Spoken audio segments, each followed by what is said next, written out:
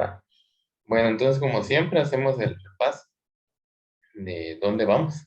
Ahí está algo torcida la imagen, pero bueno, ya está creciendo el estudio.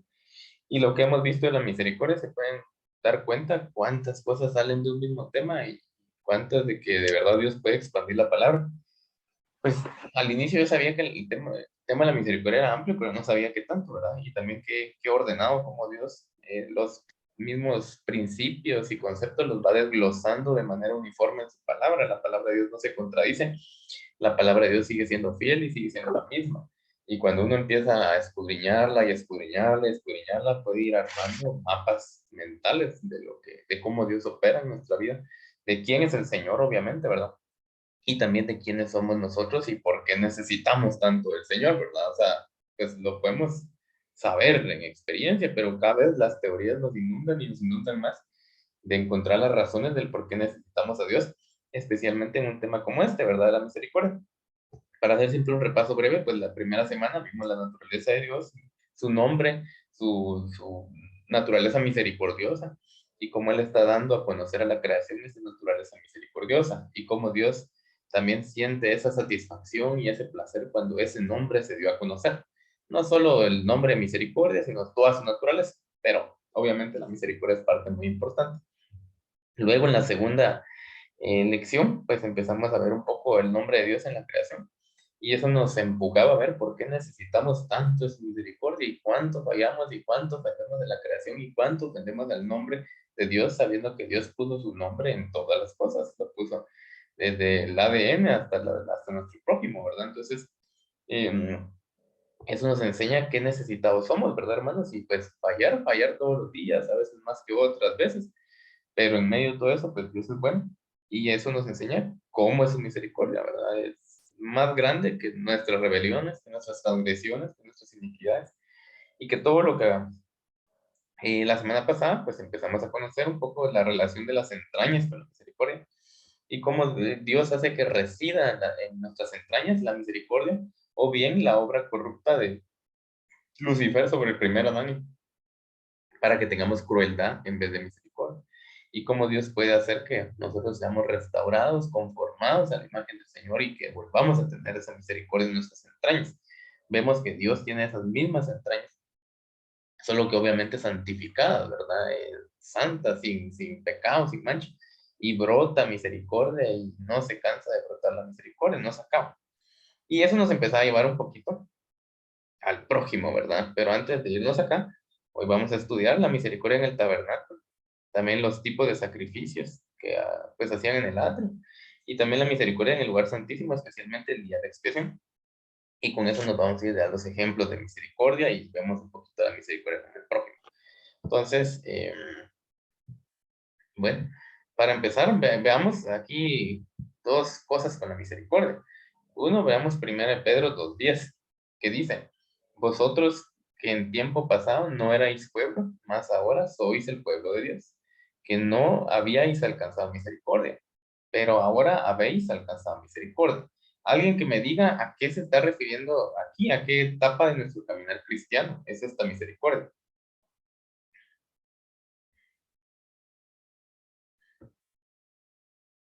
¿Qué se les ocurre?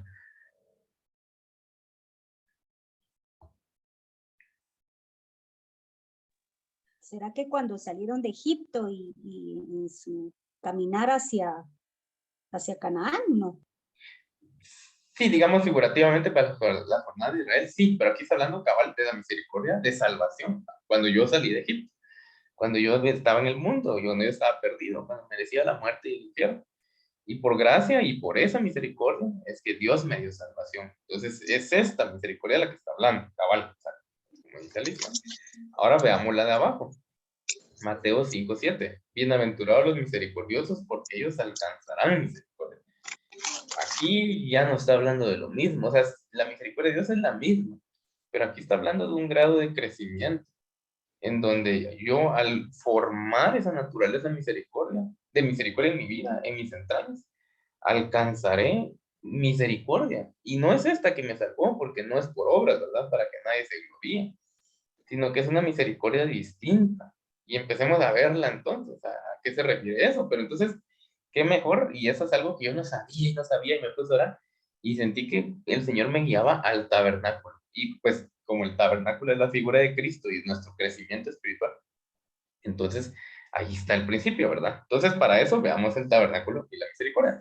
Entonces, la misericordia, bueno, Dios es misericordioso, ya lo sabemos, ¿verdad? Pero específicamente, la misericordia estaba en dos lugares. Una en el altar de bronce, que es esta misericordia que hablamos al inicio de la salvación, que la alcanzamos, ¿verdad? Que ahí Cristo, figurativamente, en lugar de nosotros, tomó el lugar y pagó la muerte que yo merecía, que mis pecados, pues, me condenaban, ¿verdad? Y pues ahí obtuve salvación.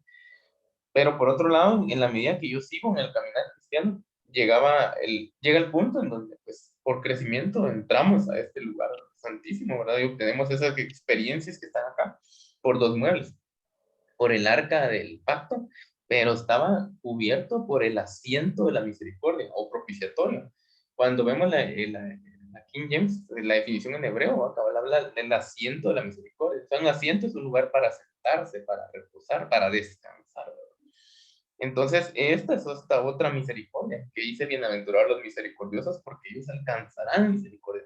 Ahora, empecemos a examinar entonces qué sacrificios ocurrían acá, porque ya me voy a meter a esto, pero digamos que Cristo es la justicia de Dios. ¿Y por qué? Porque, digamos, Él pagó, él puso a cuentas al hombre por medio de Él, ¿verdad? Entonces tenía que haber una especie de sacrificio, alguien que fuera limpio, que tuviera la capacidad y la naturaleza para, pues, poder eh, limpiar, digamos, esa culpa, ese castigo y ese pecado que había.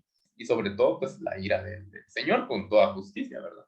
Pero entonces aquí está la misericordia en estos dos lados. Y son parte de los versículos que les mencionaba.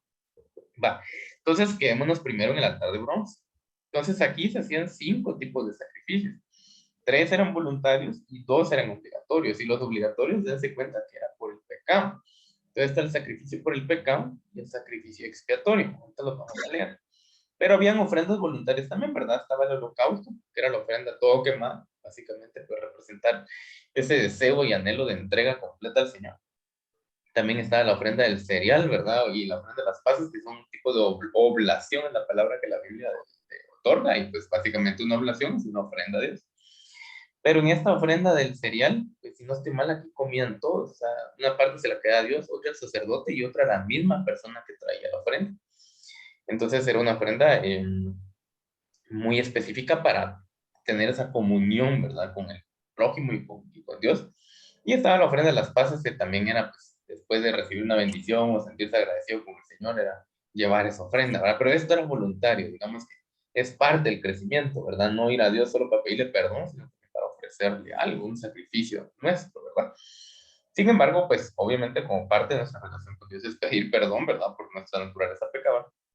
Entonces teníamos, o en el Antiguo Testamento se manejaban estos dos sacrificios obligatorios.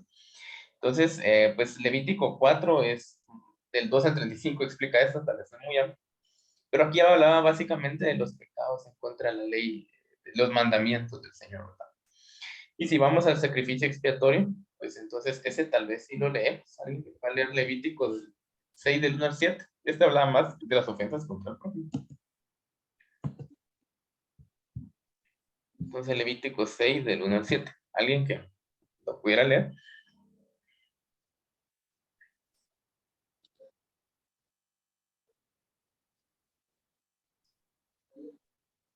Leo, Va, gracias, hermano.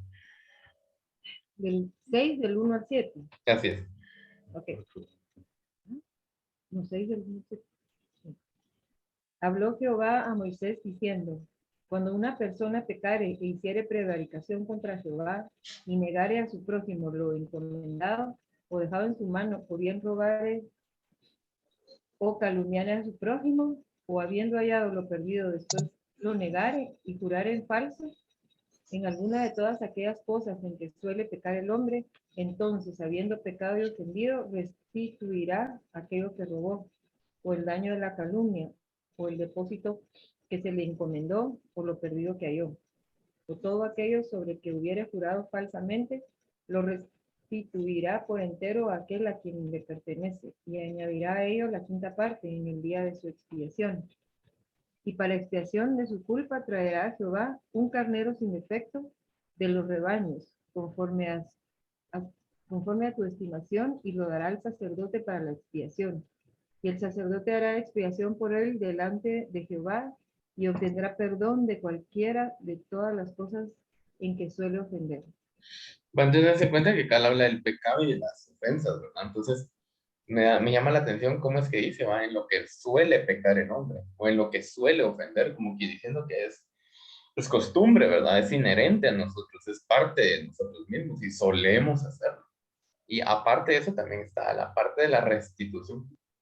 Entonces, eh, había una quinta parte o un 20%, ¿verdad? Qué interesante ese número, un 20% como de interés, ¿verdad? Por aquello que yo robé, por aquello que yo quité. Es como, digamos, tal vez no es